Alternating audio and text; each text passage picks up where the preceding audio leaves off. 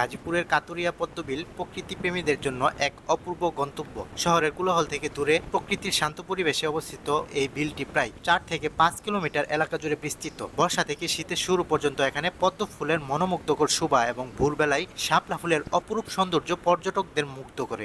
বিলের দুপাশে পদ্ম ও শাপলার দেখা মেলে। বিলের পূর্ব দিকে লাল ও সাদা শাপলা ফুটে, আর পশ্চিম দিকে পদ্মের সৌন্দর্য বিলটিকে এক রঙিন রূপে সাজিয়ে তোলে। ভোরবেলা সূর্যের আলো ফোটার সাথে সাথে যখন পদ্মের পাপড়ি মেলতে শুরু করে, তখন পুরো বিল এক স্বপ্নরাজ্যে পরিণত হয়। শাপলা ফুল ভোর থেকে সকাল 8টা পর্যন্ত তার পূর্ণরূপে ফুটে থাকে, যা দর্শনার্থীদের মুগ্ধ করে। পদ্মের সৌন্দর্য অবশ্য সারাদিনই উপভোগ করা যায়। শহরে ব্যস্ত জীবন থেকে দূরে এই বিলের নীরবতা, পদ্ম ও শাপলার স্নিগ্ধতা এবং নৌকায় ভ্রমণের অভিজ্ঞতা আপনাকে এক অনন্য প্রশান্তি দিবে। কিভাবে যাবেন? জয়দেবপুর রেলগেট থেকে মোশাররফ টাওয়ার এবং মোশাররফ টাওয়ার থেকে সিএনজি দিয়ে নরুন বাজার পৌঁছানো যায়। নরুন বাজার থেকে অটোরিকশা রিজার্ভ নিয়ে কাতুরিয়া ব্রিজে যেতে পারবেন। কাতুরিয়া ব্রিজের পাশেই এই পদ্মবিল অবস্থিত।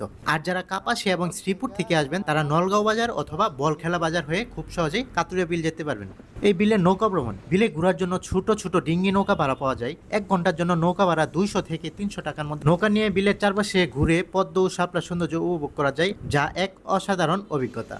আগস্ট থেকে নভেম্বর মাস পর্যন্ত পদ্ম ফুল ফোটা শুরু হয় এবং এই সময় কাতুরিয়া পদ্মবিলে ভ্রমণের সেরা সময়। পদ্ম ও শাপলা ফুলের পরিপূর্ণ সৌন্দর্য উপভোগ করতে চাইলে খুব ভোরে রওনা দেওয়া উচিত। আমরা গিয়েছিলাম 6 জুলাই 2025। ভিডিও দেখে হয়তো অনেকে বুঝতে পারছেন এখনো পুরোপুরিভাবে সিজন শুরু হয়নি। আপনারা যারা আসতে চান তারা আগস্টের শুরু থেকে আসতে পারেন। ভালো লাগলে অবশ্যই একটি লাইক দিবেন, শেয়ার করবেন আপনার বন্ধুদের সাথে। সকলে ভালো থাকুন। আল্লাহ হাফিজ।